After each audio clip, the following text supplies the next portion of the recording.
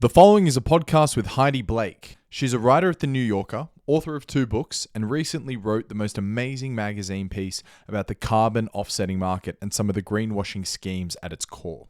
It's such a good story and totally in line with the type of investigative journalism podcast we've done recently with the likes of Duncan Maven, Zeke Fow, Paddy Manning, Mitch Prothero, and more. In this podcast, we cover top to bottom Heidi's story in The New Yorker, details about the characters involved, greenwashing, offshore finance, South Pole, and the huge potential but also gaping flaws of carbon offsetting. A link to the New Yorker piece is in the description. You can read a few articles a month for free. I couldn't recommend it more. Also, my newsletter this week went into David Gran, former guest on the pod and author of Killers of the Flower Moon, the movie out at the moment with Leo DiCap. David is a legend. It is the top link. Chuck in your email and pump your good juice into the algorithm, which is 5 stars, Apple and Spotify. And with absolutely no further ado, here is the wonderful Heidi Blake. Heidi, what is the business of carbon offsetting? So carbon offsetting rests on this idea that the carbon that we as a species release into the atmosphere can be turned into a kind of fungible commodity. So something equivalent to, say, coffee or cotton, and that it can be traded, right? So that if you emit some carbon by driving around in your great big SUV, you can pay me to emit less carbon by maybe not driving my car around, and that we kind of cancel the problem out by doing that. And at a global scale, that notion was enshrined into international law when the Kyoto Protocol was signed back in 1997. It wasn't ratified till 2005. But under that global agreement, rich nations agreed to try and stay within emissions limits. And they were allowed to try to stay within those caps by paying projects in poorer countries to try to reduce emissions. So by doing things like capturing methane or paying for chemical plants to reduce the amount of greenhouse gas they emitted, global countries could justify not having actually managed to reduce their own emissions output by paying for those projects in the developing world. And that's really how the notion of a trade in carbon was born. But then where do the incentives misalign that make room for things like greenwashing? Well, what the kind of trajectory of the carbon market is that the system that was operated by the UN pretty much collapsed in 2012, which was the end of the first commitment period under the Kyoto Protocol. And at that point, most countries had missed their targets. Major players refused to sign up to new ones. And there'd been a series of scandals which had really dented investor confidence in carbon offsetting. And so the UN system pretty much collapsed and fell away. And after that, the private sector kind of stepped in and built its own system of carbon offsetting.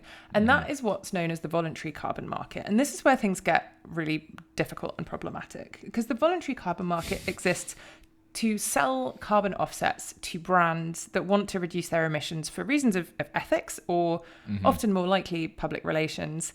And so you have companies like, say, Porsche telling their customers, you can drive your Cayenne emissions free. If you just pay $67, we can wipe away all of the tons of carbon that you emitted into the atmosphere, and you don't have to feel any guilt about what you did. And it's a way for brands to convince consumers that they can free themselves of any kind of environmental or climate guilt and continue consuming and continue using products that are very carbon intensive. By those brands investing relatively small amounts of money in carbon offsetting projects, often in impoverished countries. And where that gets particularly problematic is with schemes based around forest carbon. So where you're often taking a patch of forest, which may or may not have been in danger in the first place of being cut down, and saying, we're going to justify continued pollution by major companies in the Western world on the basis that this forest is not being cut down over here in Zimbabwe, which is the project that I looked particularly closely into in the piece that I wrote for The New Yorker. And that is just fraught with difficulty because it's incredibly hard to prove that you actually prevented any carbon from being released into the atmosphere by looking after trees. Is it all a problem of auditing? Or is it just, despite how good your auditors might be, it's almost impossible to calculate how much carbon you have saved? Well, it's a bit of both. So some of it is just It's just incredibly difficult to do this kind of carbon accounting, even with the best will in the world. And that's because in order to prove that you prevented emissions by protecting a forest, you have to be able to prove that if you hadn't taken the steps you took to protect those trees, that they would otherwise have been cut down. And that's a counterfactual scenario. You're proving that something didn't happen that would otherwise have happened. That's not something that's ever possible to prove with any certainty. How can you know? That's not possible. That's not something that's possible to prove with any certainty. How can you possibly know what would have happened in some hypothetical future scenario if you hadn't done the things that you did?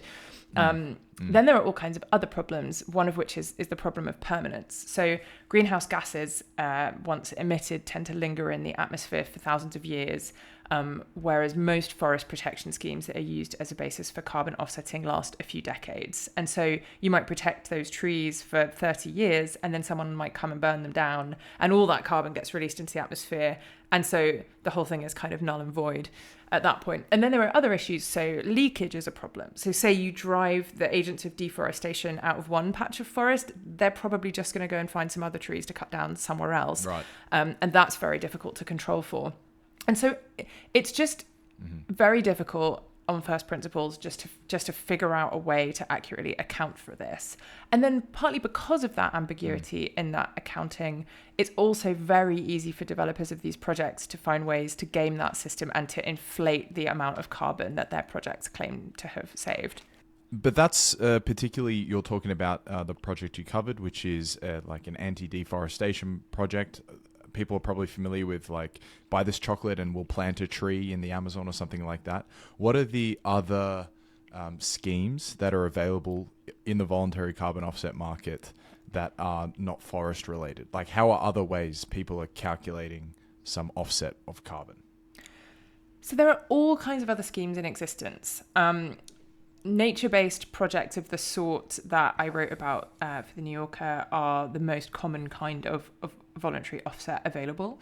But historically, there have been all kinds of other schemes. So, for example, a very popular class of offset is based on the generation of renewable energies. When the carbon market first came into being, one of the things that big carbon offsetting firms like the company I wrote about, South Pole, would be go to developers who were planning to build big renewable energy projects, often in China. And they'd say, you're going to build this big wind farm, you're going to build this big wind farm or this big network of hydroelectric plants. And what we're going to do is calculate how many tons of carbon would have been emitted if the energy you produced had instead come from fossil fuels. And then we'll sell the license to emit that much carbon to other polluters who will go ahead and do that. The problem with that is that often those plants were going to be built anyway. And so actually all you're doing is taking an environmental good that was going to happen and effectively nulling it by selling the right to emit that much carbon to somebody else. And often, the problem with those projects is that very often they are highly profitable in their own right. So generating electricity and selling it to the grid is a very profitable endeavor, and the amount of money that you make selling carbon offsets is a nice side hustle, but it's certainly nowhere near the amount of money you can make selling electricity. And so the argument is that these projects are not additional because you don't need carbon finance to get them off the ground. They would have happened anyway, and therefore you can't justify the downside of selling an offset and allowing someone to go ahead and release a load of carbon into the atmosphere on the basis of them. But that there are a lot of carbon offsets still being sold which come from those kinds of projects, and those are really controversial. Then there are other schemes. So some of the most egregious examples are there were under the old UN system, there were a load of chemical coolant plants, often in China and in India, which were shown to be deliberately cranking up their emission of particularly noxious greenhouse gases in order to profit by capturing and destroying them and then selling carbon credits on that basis. Now, I should say there are some good projects. There are some good avoided deforestation projects. There are genuinely some projects where emissions are really being reduced. In the nature-based category, so avoided deforestation projects, most experts seem to agree that around 70 or 80% of the offsets available are basically heavily inflated and do not represent a commensurate amount of emissions reductions. But there are some good schemes. The problem is it's just so difficult to differentiate between the good credits and the junk.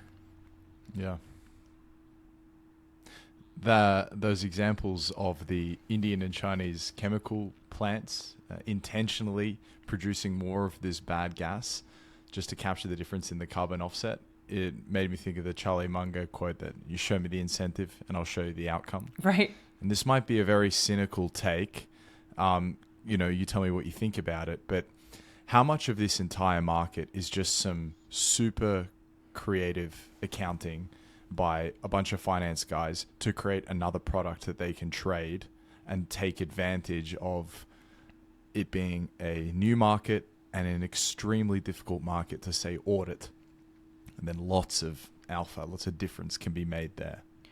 The market is certainly incredibly vulnerable to that kind of chicanery. I would say that actually...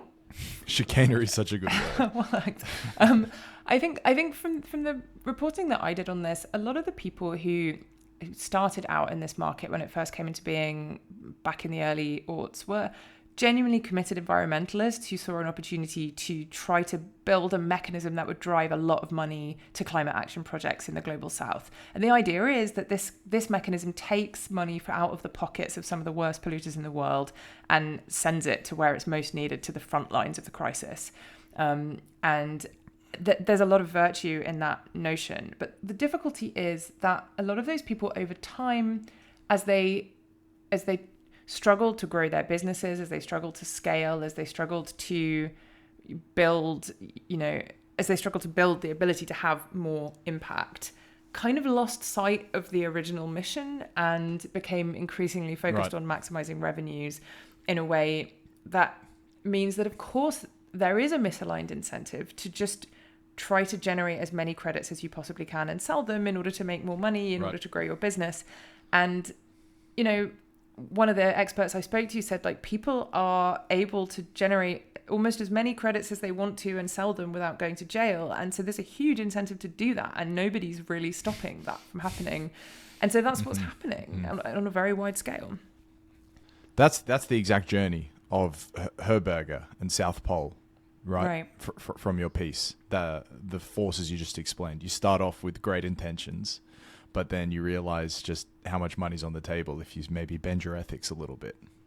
Right. And, I spent a lot of time with Renat, and he clearly is a very passionate individual and believes very strongly in the righteousness of what he's doing. He began as a radical environmentalist and something of an anti-capitalist, and then came to see that maybe there was this way through the carbon market of, in his words, taking the tools of the enemy and using them for a better world. and so he decided to kind of buy into the capitalist system and see where it got him. And, over time, as he saw his business growing, he became very fixated on his bottom line and on making more and more money, because he said to me, with more money, we can build a better company. We can do bigger, better things. He kept saying he wanted to spin a big wheel. That was the way he put it. And the idea is that in the long term, he's doing this for the greater good, that when his company gets really big, they'll be able to have so much climate impact that they'll really be able to change things for the better. But the trouble is that if you're building that, at least in part, on credits which don't represent a ton of emissions reduced, then what you're doing is giving polluters a license to go on polluting without generating the upside that you're promising, without actually having any benefit for the climate. And so that ultimately, there's a risk that just results in more greenhouse gas emissions and in more harm to the climate. And that's the real danger here, is that the flip side of this is that something terrible is being allowed to happen. The planet keeps getting warmer. The project, the piece focuses on the Kariba project. But I wonder has there been an audit measuring the difference between South Pole's promised carbon captured versus, in reality, across all their projects, actual carbon captured? Has anyone done a measurement or an audit on that to find the difference, as much as it is possible? Like we've said, it's kind of hard to do. That doesn't exist to my knowledge for South Pole, because they have a portfolio of more than 1,000 projects. And in order to do that, you would need to go project by project, and you would need to look at the baseline scenario that project is is basing its crediting on, and then look at what has really happened on the ground in those places. And that kind of analysis just hasn't been done at scale as yet, but it is beginning to happen. So increasingly, that kind of work is being done by a small group of credit rating agencies, which kind of operate a bit like Moody's or Standard & Poor's. They come along and they look at your credits and they give them like a AAA rating or a D rating or anything in between, depending on how reliable they think they are, as a measure of like 1 ton of carbon reduced, which is what a carbon credit is meant to represent. And those agencies are quite systematically going project by project and reviewing the quality of the credits that they offer and looking at what sort of proportion of those credits might have been overissued. And so that has been done for some of South Pole's projects. And there are some projects that fare better than others. There are some where, the results look better, and it does seem that, at least, a substantial amount of emissions have been reduced. And then there are others where the results are very poor. And the Kariba project is a project where ultimately, on South Pole's initial estimates internally, 27 million of the 42 million tons of carbon that project is supposed to have conserved was not conserved at all, was released into the atmosphere all along. Yep. And so then, in the absence of an official audit, what does your gut tell you for how typical the shenanigans of the Kariba project are throughout the rest of the industry? I think this is a very widespread problem in the voluntary carbon market, and there's a real crisis of integrity across that whole space right now. Crisis of integrity. That's a great line. Right. The marketplace is in a very bad way, and there have been, a number of analyses that have been very damning.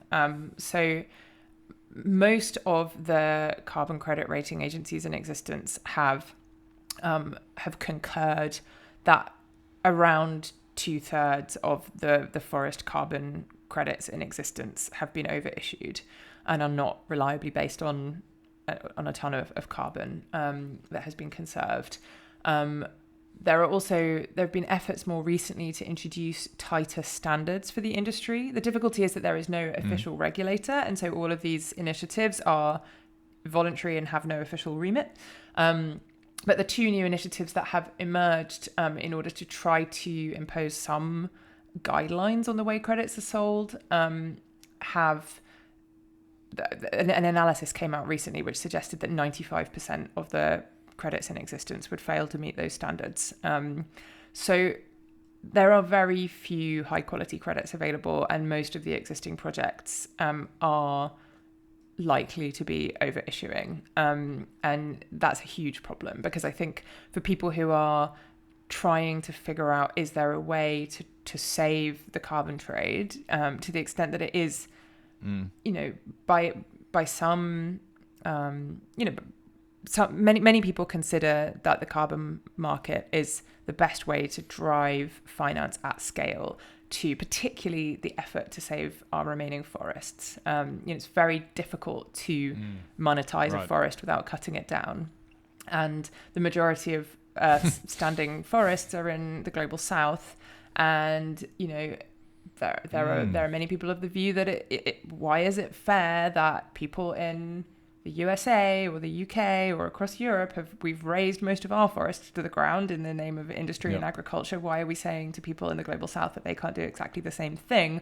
The idea of carbon offsetting, and particularly forest-based carbon offsetting, is that you put a price on the carbon that those trees have sequestered, and you make it more lucrative to leave that forest standing than it would have been to cut it down. And that's a way of compensating people in the global south for protecting their trees and their ecosystems, rather than destroying them as has happened to most of the world's forests. It's very difficult to monetize that without the use of the carbon trade. But I think people who are trying to figure out a way to do that are having to grapple with the fact that the majority of the existing marketplace is very badly flawed. And in order to salvage it, it might be necessary almost to start completely from scratch. And that's obviously a huge undertaking, and we don't have much time left to try to save these trees. And so it is... oh no! It's a tough one. It's a really tough one to figure out the right way forward. That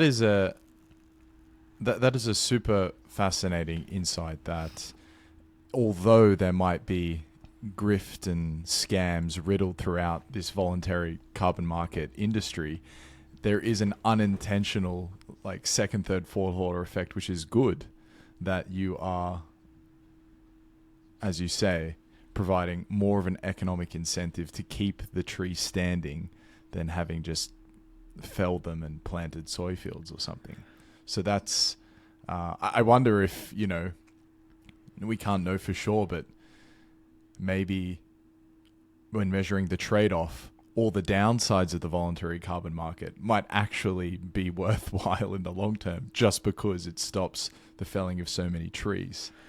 I think I'm not asking you to say whether that's the case or not, but it's just thinking out loud. I think first of all, I would say that's kind of the first order priority of forest-based carbon offsetting. Like that's the whole basis of it, is that it's supposed to make it more lucrative to protect trees and to cut them down, and thereby to direct large amounts of climate finance to protecting really crucial ecosystems on the front lines of the climate crisis.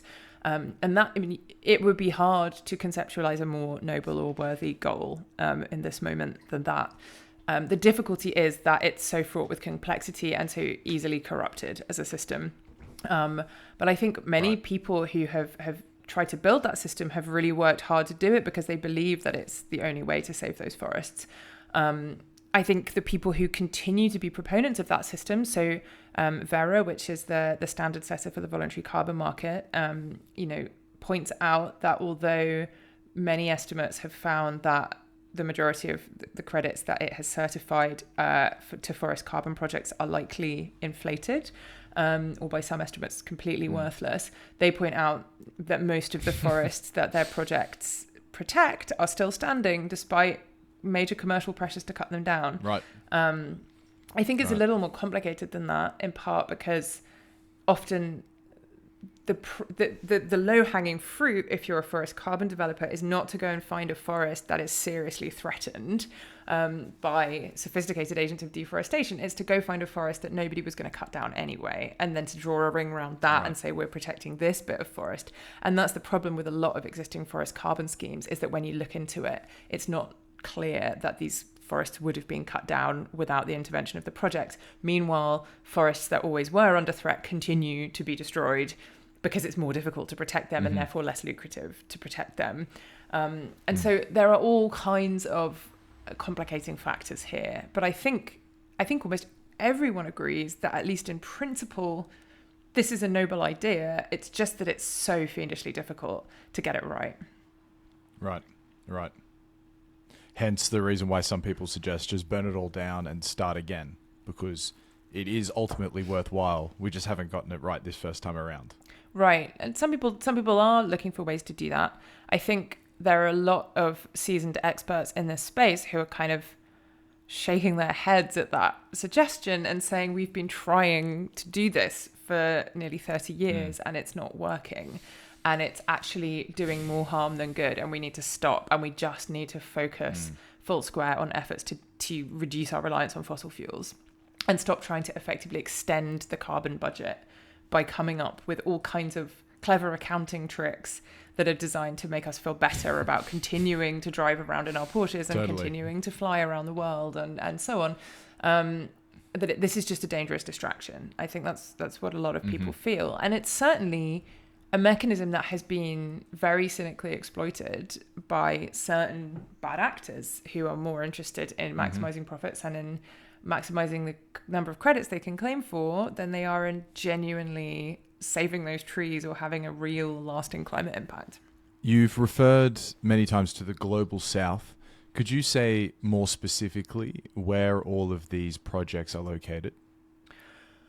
Well, these projects are scattered pretty widely. There are avoided deforestation projects across Latin America, across Africa, parts of Asia, Asia Pacific. They are scattered widely around the world. Most of the world's remaining forests are in the global south. The project that I looked most closely at was in Zimbabwe. But they exist, as I say, they're pretty widely distributed. There are some avoided deforestation schemes, for example, in California, and some do exist in wealthy countries, but the majority of these projects are, as I say, are in the global south. And the idea is that, the sort of moral justification for this is that we're taking money from polluters in rich nations and diverting it to people who genuinely, to communities who genuinely need it and who are genuinely on the front lines of this crisis. And I think another big problem here is about the way that benefits are actually being shared, because a sort of fundamental precept of carbon offsetting is that the benefits, that the revenues generated from selling these credits are supposed to be shared with local communities.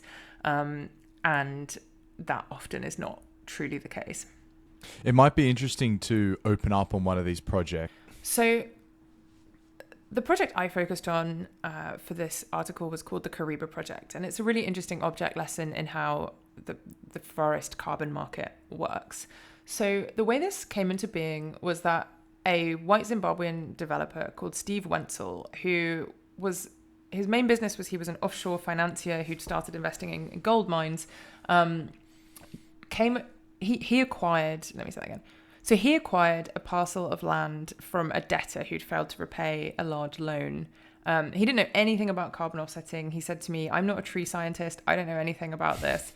But he decided to try his hand at carbon offsetting to try and recoup the money that he'd lost.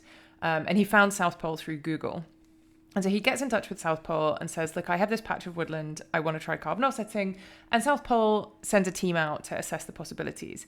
And they find that the land that Wenzel has acquired is in an area really threatened by economic turbulence. And there are a lot of people who are returning from the cities to their native land and are clearing patches of woodland around Lake Kariba for subsistence farming. So they want to graze animals, they want to plant crops, and so they're clearing the forest. And South Pole and this developer, Steve Wenzel, figure that if they can persuade people to stop cutting down those trees, mainly by teaching them sustainable agriculture techniques and beekeeping, that they will then be able to sell carbon credits based on the trees that they managed to prevent from being cut down. So the way they go about figuring that out is they have to work out what would have happened if we didn't intervene here, and they therefore have to figure out a rate of deforestation over the next 30 years, which is the duration of the project, and say, if we didn't intervene here, this is how many trees would be lost. Now, they used a methodology which is extremely controversial. It's one of the methodologies approved by Verra, which is the standard setter for the voluntary carbon market. And it's kind of notorious for generating unbelievably explosive hypothetical rates of deforestation. And so using that methodology, South Pole calculated that 96% of the forest would be cut down if they didn't teach the beekeeping and do the sustainable agriculture, which is by any measure an utterly unrealistic prediction. And they then went ahead and issued credits against that baseline. So they said, look, we have this patch of land here. These trees have been protected. 96% of them would ultimately be gone without our intervention. Therefore, we get all of those credits for all of the tons of carbon that have been conserved in these trees. And on that basis, that project would have been eligible for 200 million credits, just shy of. South Pole then goes to clients that it has, like Nestle and Gucci and Porsche and Delta Airlines and Volkswagen and L'Oreal and Barclays, and says, hey, you want to offset some of your carbon footprint? We can sell you credits from this forest carbon project we have in Zimbabwe. And so they sell around $100 million worth of credits to these major brands based on these trees.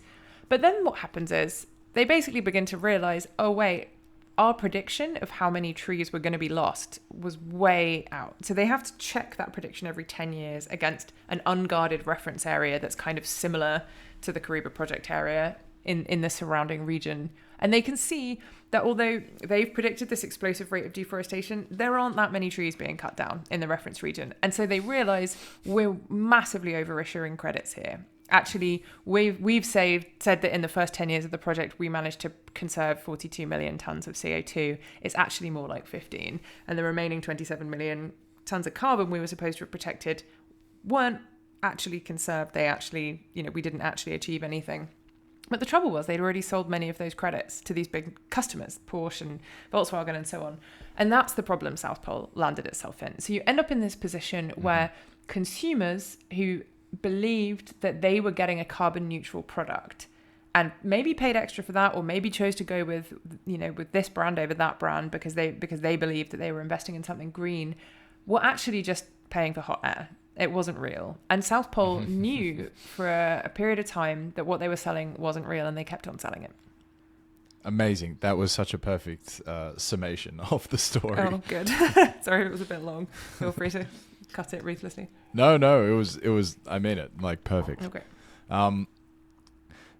Just before we started recording, I just did a Google on the sort of voluntary carbon market at the moment, see what the latest news had come out on it was. There was an article from about a month ago from Reuters that said Nestle have not disclosed its spending on offsets, but said they would stop using carbon offsets and were seeking other routes to net zero.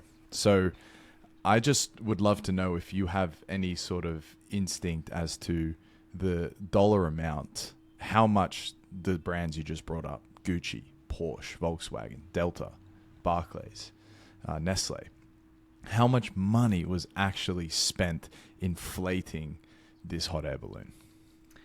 That's a great question. I mean, I guess you could figure it out as a proportion. Part of the difficulty is it's hard to know exactly how many credits each of those companies bought. The disclosures around this are really patchy. We do know from South Pole's own disclosures that they made around $100 million selling those credits, and we know who some of their biggest customers were. I think what we can say is that of the credits that South Pole sold, we know that it could just justify 15 million, and it sold 23 million credits. And so we know there were 8 million tons of carbon, which were not really properly accounted for. Now, the price of carbon varies at different points. At the high point of the market, those credits would have been selling for like $15 each. So that's 8 million credits at $15 each potentially, but also they may have sold some of those credits for less, and we don't know, because part of the problem here is that there's so little transparency around this marketplace. How does the price fluctuate of carbon? What are the forces that are affecting the price that they're trading at? So a lot of it is investor confidence. Since some controversy has broken out over the last few months over the integrity of some of these forest carbon schemes, and a lot of ratings agencies and other academic studies have come out and said that they believe that most of these credits that are available are effectively worthless. The price of carbon has really tumbled from a high of around $15 down to like low single-digit dollar sums. It's mostly just about confidence and about what people are prepared to pay. Carbon is a funny kind of commodity because it's not homogenous, and so there are like lots of different kinds of carbon credits, and some carbon credits are worth more than others. Forest carbon has taken a real hit recently because there's so much doubt around the science. Carbon removals tend to generate more money because the idea is that with like a machinated carbon removal, you can actually show like, here is a ton of carbon that we sucked out of the atmosphere, and that feels like a bit more of a sure thing, although there are all kinds of other problems with carbon removals that we probably don't have time for. But yeah, so, and what, there have been efforts. I think you asked earlier about, are there sort of efforts by kind of financial sharks to come along and game this system?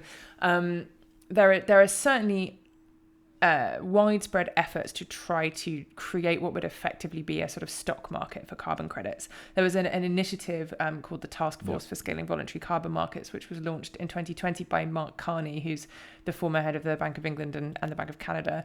And he came along and formed this consortium of about 400 corporate behemoths, including most of the world's biggest fossil fuel producers, and they sort of made a concerted effort to try to sort of put the systems and structures in place that would make it possible to trade carbon credits with the same kind of speed and ease as any other financial instrument. The idea being, at least ostensibly, that would help to kind of facilitate swift funding to these climate action projects. The reality being that what happens with that kind of secondary trading is that a lot of the money goes into the pockets of wealthy intermediaries. So Shell, for example, and Trafigura have opened carbon trading desks, and so has the Saudi government. And so there are all of these people who are profiting on buying and selling carbon credits who are not actually the people on the ground doing the climate action work, who are supposed to be getting that money. And that is a big part of that problem. But that system is still so kind of embryonic that there is still not a unified carbon price really in existence. It's kind of aggregated from like the many different trades going on and what people are prepared to pay. But a lot of this trade is still bilateral. So a lot of it's still done, from one buyer to one seller, maybe with a single broker in between. And there's just a terrible lack of transparency around how much is really being paid and who the money is going to. Let's see how quickly we can, how many questions we can do in 12 minutes. Great.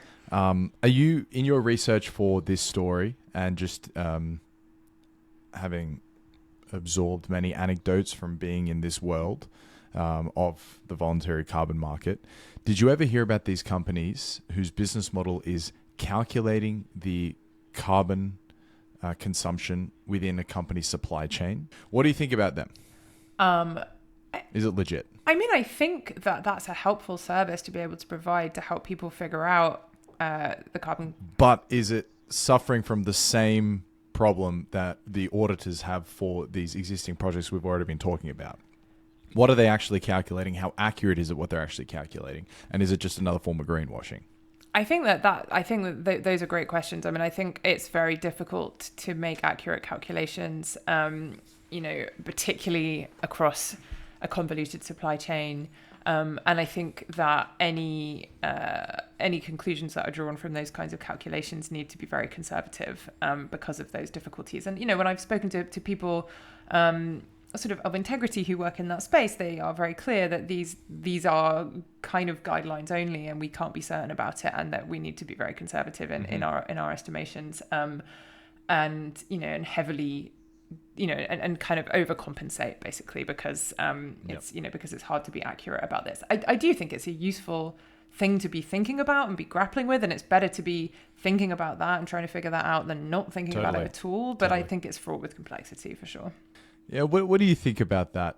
My own I think journalists typically as well, but my own rather maybe cynical worldview, don't really trust necessarily what's being said on the surface. Does that damage the ultimate work that these companies are trying to do? Obviously, there's a very important sense of you're being held accountable.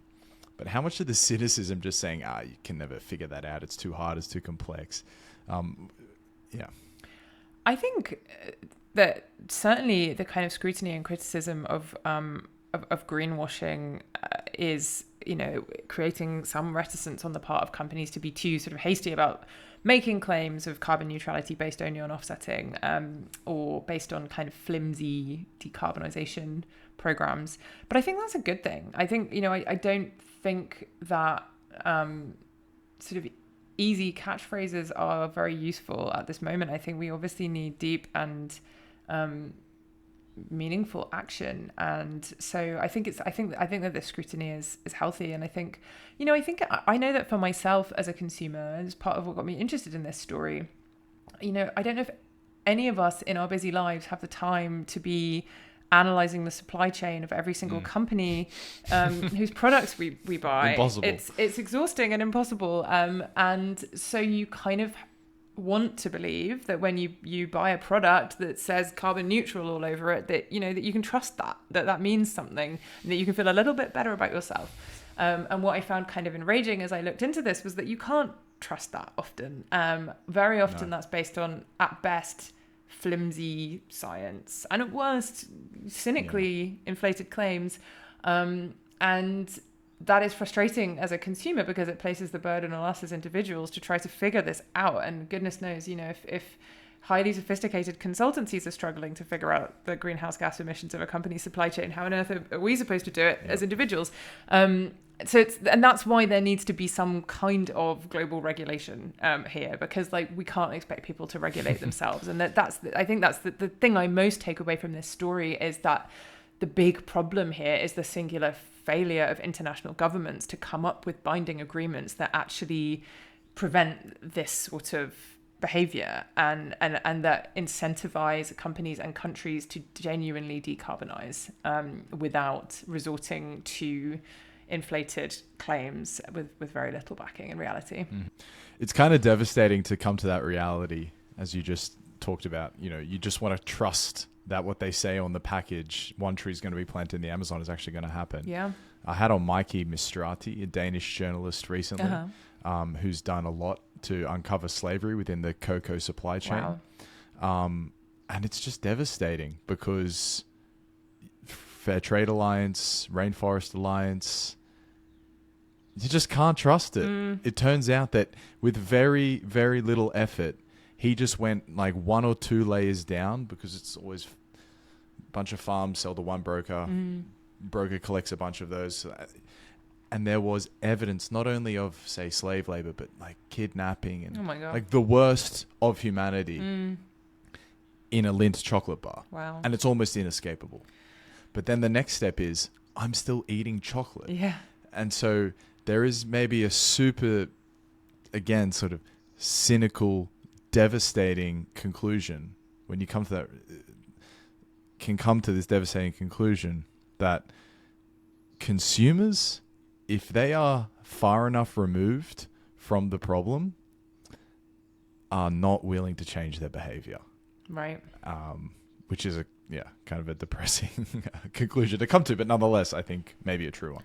Especially when it's not clear what the alternative is, I think, and I think when you have a product on the shelf that says it's carbon neutral or says, it's fair trade certified, you think there's an alternative. I can buy that one, not the one, that doesn't make that claim to me. And at least I'm trying to do the right thing.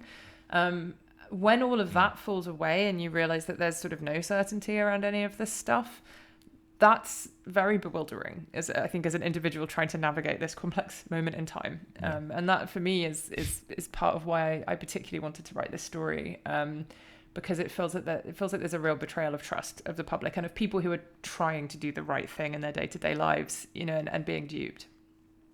All right, Heidi, we've got 5 minutes to cover the world of offshore finance. So a perennial theme on this podcast has been the cancerous nature of financial opacity and as well the secrets of the offshore accountant, etc. And you have an incredible moment in this book where, or it's a line from the book, and you're asking this guy, forget the character, but you're asking about how the money goes across. And he says, how it gets there, I'd rather you not ask these questions. So if you could briefly summarize the scale that the offshore financial system enables all of this to happen, and then why that's bad. Well, I think, it's a very well-worn maxim of investigative journalism or investigation of any kind, really, that you should follow the money, because that's, that always leads you to the heart of the matter. And the trouble with the opacity of offshore financial structures is that they make that often impossible to do. And, in my own reporting career, often the only way I've been able to kind of expose financial wrongdoing has been by sort of human error, like when people have accidentally left a paper trail, or in the case of this story, Steve Wenzel, the Zimbabwean tycoon, at the center of the story, just openly told me that he had moved money through these offshore structures in a way that he acknowledged was illegal, and would probably land him in jail if I wrote about it. And so there you have it. But, without his candor, we would not have been able to tell that story, because he'd used a network of offshore accounts that would have obscured the financial flows. And in this case, the big question here really is who is this money benefiting? Is it really going to the communities on the ground it's supposed to be helping, or is it going into the pockets of wealthy, often white and rich and powerful intermediaries? And those are the people that these opaque offshore financial structures are designed to serve. It's incredibly frustrating that so many governments continue to give safe harbor to this kind of financial wrongdoing. And I believe you're seated in potentially the worst of them all. Yeah, absolutely. Well, I'm British, and London is by many estimates the money laundering capital of the world. And we have incredibly opaque company registration practices here, and there's a huge problem with the British government's willingness to allow enormous amounts of dirty money to be laundered through the capital, and to just continue looking the other way because it benefits the economy. What's the best single piece of media that you would encourage the listeners to consume to learn more about exactly what you just said? So the best piece of media I'd like to learn about London and the corruption of this particular city? Or? Yes. Particularly to do with offshore finance money laundering. There's a great... there are a number of great books by a writer called Oliver Bullough, he wrote a book called London Grad about the dirty Russian money that's been laundered through London. He just wrote a book called Butler to the World, which is about the subservience of the British state to kleptocrats and oligarchs and robber barons the world over. He's really carved out an amazing niche, just kind of exposing the hypocrisy of the British government in this regard, and the unbelievable amounts of dirty cash that flush through the capital city. So I would definitely suggest reading some of his books. Amazing. He's been a guest on the podcast. There you go. Well, he's amazing. Amazing. Heidi, you've been so generous giving me an hour of your time. Hopefully we'll get a chance to record another podcast one day where we can speak about Qatar and FIFA and all the other incredible stories that you're involved with. But Zeke Fowl retweeted your piece. Uh-huh. And I read it and I thought, this is so good. It's like what you dream a magazine article is going to be. And like how you sort of remember a magazine article is. I really mean it. I'm not just blowing smoke. So it's incredible. It's the top link in this chat for everyone to listen to, but or read, obviously. But yeah, thank you, Heidi. Thank you so much, Ryan. It's been such a pleasure chatting. I really appreciate that. And yeah, hope to see you again.